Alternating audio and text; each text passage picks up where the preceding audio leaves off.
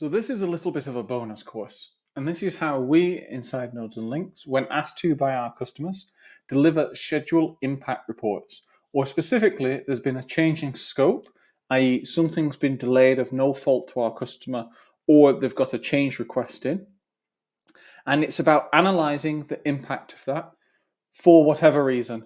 Either it's going to be an extension of time claim, it's going to be another kind of claim, such as a disruption claim, or it's going to be evidence in case they end up in court with liquidated damages. And the document you can see on the right is our template of how we do this, and then the platform is on the left. And I'll just talk you through how we do this very, very quickly. Then obviously you can align it with your own processes. So the first is we talk about scope change. Now, personally, we go to compare and then analyze what has changed, and we're able to isolate that and essentially print it off. So we can say, if we've got a change proposal that changes scope through, we can say that these are the activities and milestones that have changed.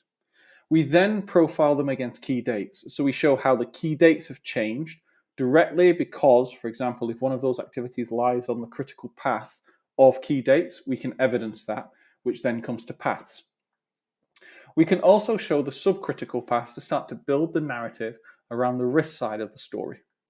Then we would, if the project has calculated the time risk allowance or any kind of budget using a quantitative schedule risk analysis, we'll do an exhaustive comparison between the two, of which you can see how to do now, how to run a QSRA course.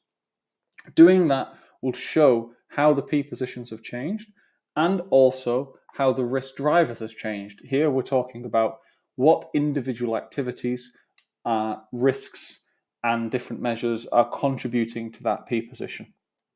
Now, those risk drivers are actually a very, very key large point for us and a point of value. So for example, if we've got an activity where from just simple example, it was contributing 10% to the overall P80 position, which was a contracted position. And now, because of a change, it's contributing 5%. Let's say that P80 position was 20 days ahead of the deterministic date, and each day was worth $1 million. So 10% of those 20 days is 2 days, which is 2 million in this sense.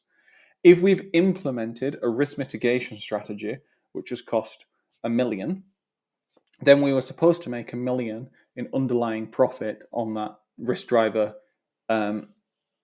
impact strategy. Now, if the uncertainty distribution has been lowered from 10% to 5%, we're breaking even. And that is a point of discussion and commercial compensation, potentially. Then what we do is to look at individual activity changes and in the resource changes associated with that activity. And this is really about disruption. It's about productivity here. And then finally, we look at interface changes, which are give-get dates between different systems and different suppliers to understand if it's introduced any risk and therefore additional scope needs to be added. Of course, you can do a lot less than this. This is a full comprehensive report. The simplest report I've ever seen is just a simple critical path analysis to see if the critical path has changed. And if it hasn't, people say no impact. This is the other end of the spectrum. I would highly advise that you take these points and you design whatever system you see fit for the project that you're on that offers the maximum value. And this is a point where schedulers and risk managers could add a significant value to a project above and beyond just the coordination. Claims, delays, extension of time, they often have significant sums of money going with them. So if you want to get into the realms of being able to drive the profits of the project, this is one of the areas that I would recommend that you focus on.